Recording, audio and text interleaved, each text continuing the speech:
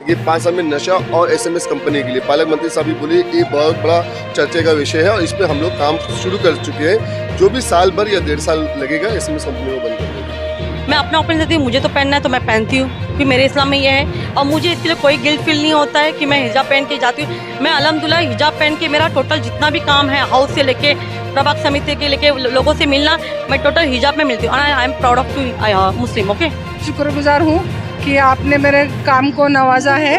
अभी मैं हमारे सब ऑफिसरों को जो चीता कैंप में ड्रग्स का ज़रा मामला ज़्यादा है, ड्रग्स वहाँ पे बाहर से आता है और बच्चे लोग लेते हैं, वो बहुत बड़ी परेशानी की बात है। मैं स्पेशल ड्राइव वहाँ पे अरेंज करके उसके लिए मैं मतलब काम करूँगी। और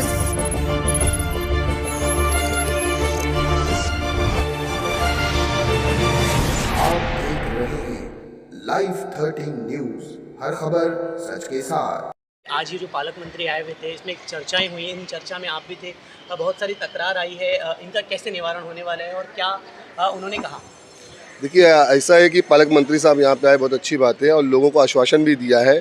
मतलब हर एक समस्या जो एक लोकल लोग थे, जो कॉमन लोग थे, ऑनलाइन भरे थे उन्होंने कंप्लेंट, तो सब समस्या तो लोगों की सुने, लेकिन इस समस्या का होते ना सोल्यूशन निकलना चाहिए।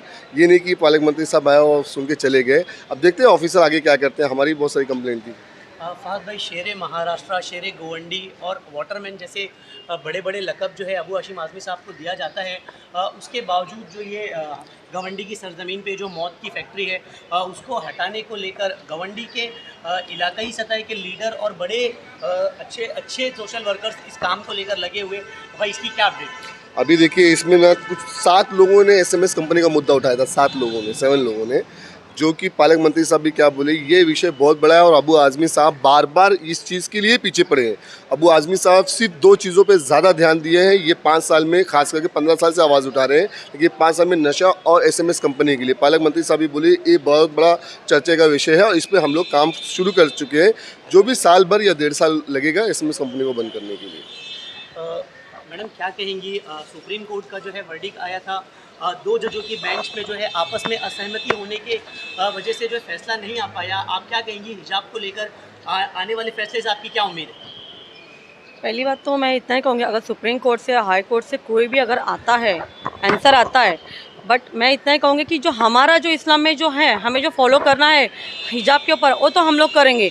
चाहे उन लोग बोलेंगे हिजाब मत पहनो, फिर भी हम पहनेंगे, बिकॉज हमें इस्लाम में हमारे यही कहा गया है कि हमें पर्दे में रहना है, तो हम पर्दे में रहेंगे, चाहे कोई भी यानी कि कुछ भी ऑर्डर्स आ जाए। ईरान के अंदर जो है अभी ये जो मसला शुरू हुआ था कि अफ़गानिस्तान के कुछ लोगों ने जो है उनको शूट कर दिया था जस्ट बिकॉज ऑफ कि वो हिजाब नहीं पहनती, तो क्या इस्लाम ये कहता है कि ज़बरदस्ती आप लोग हिजाब पहने?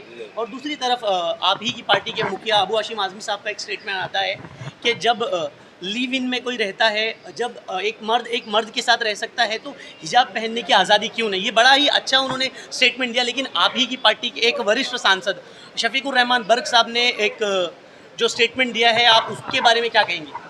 जी देखिए, पहली बात तो ये है कि आज जो कहा गया है कि एक हिजाब एक औरतों को पहनना चाहिए, किसी के ऊपर फोर्स नहीं है कि हाँ आप पहनो, बट ये है, पर हमारा इस्लाम ये कहा है कि औरतों को इस्लाम में ये कहा गया है कि पर्दे में रहो।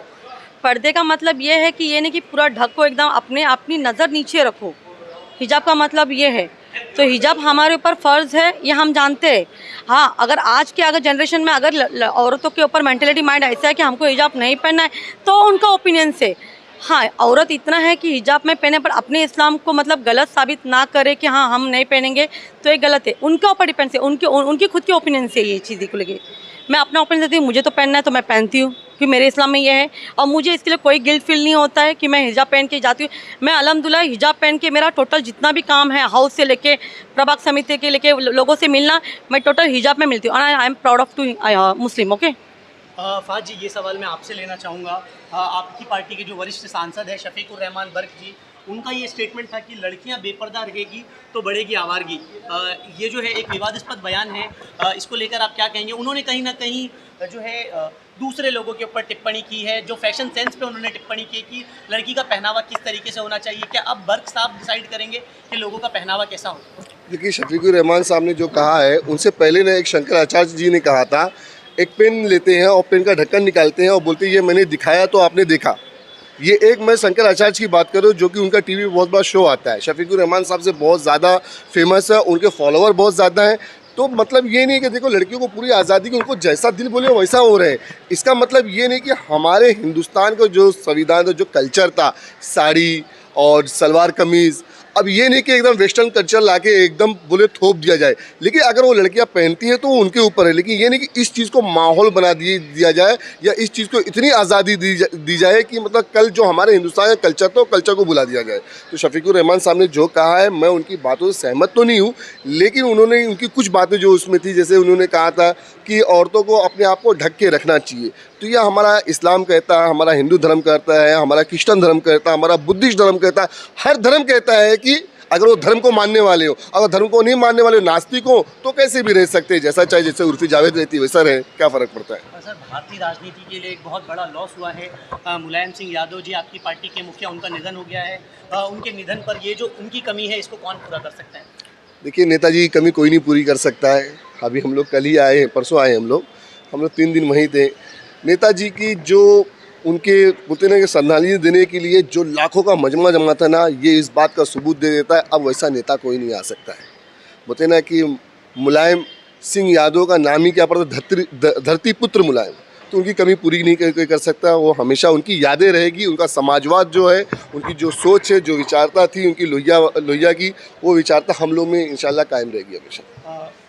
तो मैडम, आप भी जो है गवर्नमेंट से समाजवादी पार्टी से कॉर्पोरेटर है मैडम, बहुत सारे लोग, आप इस वक्त आप एक हिजाब पहनी हुई है, तो मैं हिजाब को लेकर ही ये सवाल बार बार इसके लिए उठा रहा हूँ क्योंकि कहीं ना कहीं हमने ये देखा है कि एक जो है पॉप सिंगर, उसने अपने बाल को काट कर उस मसीहा के लिए जिस बच्ची को गोली से मार दिया गया उसको उन्होंने श्रद्धांजलि दी। एक जो है फैशन आइकून है, बहुत बड़ी मॉडल है, वो बड़ी बड़े वेब सीरीज़ में काम करती है, उसने जो है एक एक करके अपने कपड़े निकाल कर उसने ये दिखाया कि वो एंड में एकदम छोटे कपड़े पहनी हुई थी कि वो ये बताना चाह रही थी कि मेरी मेंटालिटी हो, मेरे को इस चीज़ की आज़ादी है कि मैं क्या पहनूं। आप क्या कहेंगी, आपके क्या विचार हैं? जैसे अभी आपने बोला उसी तरह से मैं भी यही कहूँगी कि ये मेरी मर्ज़ी है कि मेरे को क्या पहनना है।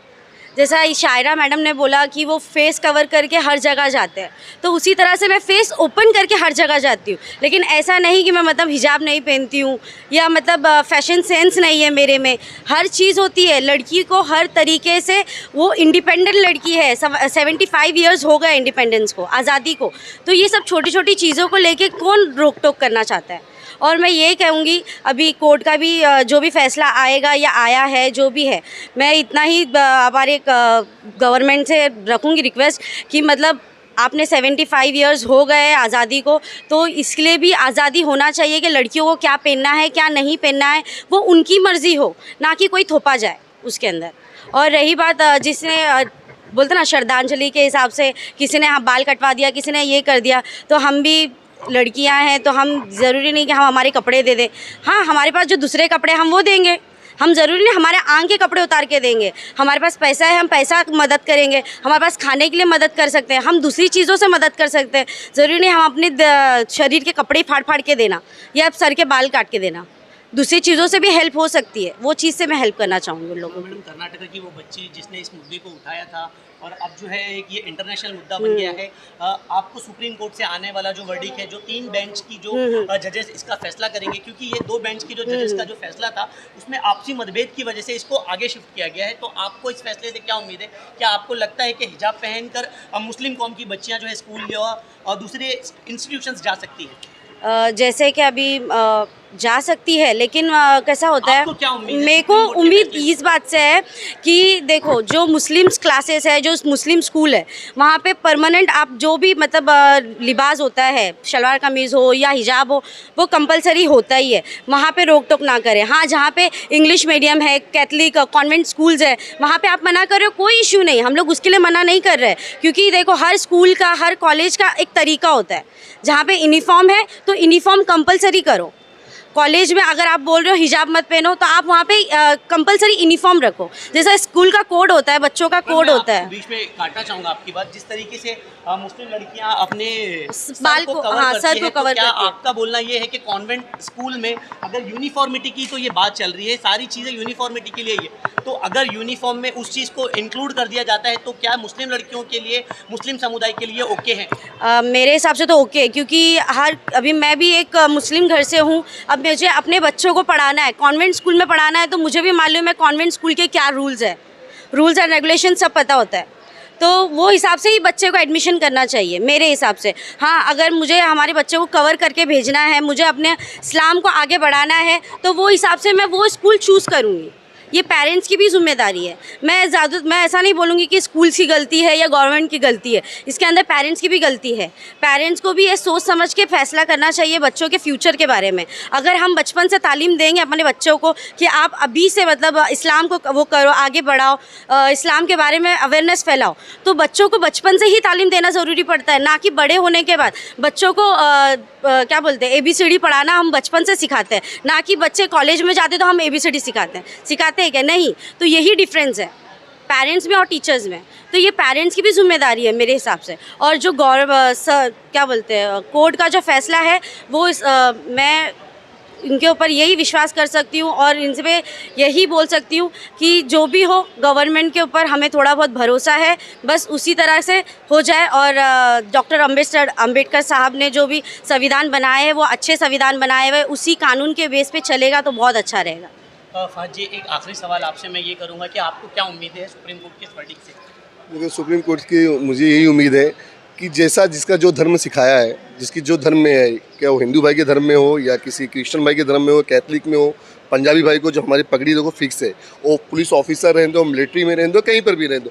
वैसे एक हिजाब जो है ना, अगर वो लड़की, मैं ये नहीं बोल रहा कि पूरा कवर करके जाए, लेकिन अगर वो एक दुपट्टा अपना सर ढकना चाहती है तो किसी भी स्कूल में हो, किसी भी कॉलेज में हो, उन पे हम लोग को ये उम्मीद है कि कोर्ट ये फैसला देगी कि मुस्लिम औरतें, मुस्लिम लड़कियों पे रोक नहीं लगनी चाहिए, ना कॉलेज में ना कहीं और अदर जगह। अगर जहाँ कानून ये है, जैसे हॉस्पिटल में बहुत सारी हॉस्पिटल में बच्चा चोरी हो गया, नकाब को बदनाम किया गया, शायद वो नकाब वाली औरतें कौन थी, मुस्लिम थी, हिंदू थी, मुझे नहीं पता। वहाँ पे अगर नहीं अलाउ है तो वहाँ पे वो नकाब उनका, लेकिन लेडीज़ हो, उसका नकाब उतारने के लिए, उसको बोलने के लिए लेडीज़ हो, अंदर इतने जेंट्स ना हो। ये सब चीज़ें अगर कोर्ट फैसला करती है तो मुसलमान हमेशा एक्सेप्ट करेगा। शुक्रिया Fahad ji. Thank you. Rehana madam, क्या कहेंगे आप? सुप्रीम कोर्ट का ये जो वर्डिक्ट आया है, 2 जजों की जो बेंच थी उसमें असहमति हुई।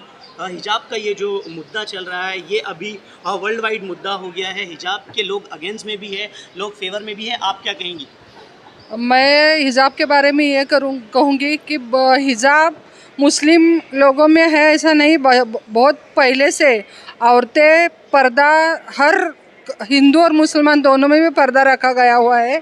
और हिंदू लड़कियां भी हिजाब पहनती है। हिजाब उसको बोलते नहीं अपन, उन लोग रुमाल बांध के धूप के लिए, सेव करने के लिए ये स्कार्फ बांधते हैं और कॉमन हो गया अभी वो। पर्टिकुलरली हिजाब का मुद्दा जो उठाया गया है उससे मैं सहमत नहीं हूँ, क्योंकि स्कूल में पढ़ाई करने के लिए लोग जाते हैं और हमारा मकसद सिर्फ पढ़ाई है। वहाँ पे हम लोग हिजाब जो यूनिफॉर्म स्कूल का है उसके साथ में अगर वही कलर का हिजाब लड़कियां पहनेंगी तो उसमें कोई ऑब्जेक्शन नहीं होना चाहिए, ऐसा मेरा कहना है। क्योंकि हम पढ़ाई के लिए जाते हैं, हिजाब के लिए क्या कपड़ा पहना, अगर यूनिफॉर्म रहेगा तो वहाँ हिजाब वही कलर का पहनना चाहिए, और यूनिफॉर्म नहीं रहेगा तो हिजाब पहने, टोपी पहने, स्कार्फ पहने, इससे कोई मतलब नहीं है अपने को। रेहाना जी, जब से आप ट्रॉम्बे चीता कैंप का कार्यभार आपने संभाला है, चीता कैंप ट्रॉम्बे के अंदर काफ़ी सारी चीज़ों का जो है निवारण हो गया और जो है क्राइम रेट्स कम हुए हैं। आपको बहुत बहुत बधाई हो, आप इस तरीके का काम कर रही है। आपके बाद और आपके जो दूसरे ऑफिसर्स हैं उनको आप क्या मैसेज देंगी इसी तरीके के कार्यों को लेकर? मैं पहले आपकी शुक्रगुजार हूँ कि आपने मेरे काम को नवाजा है।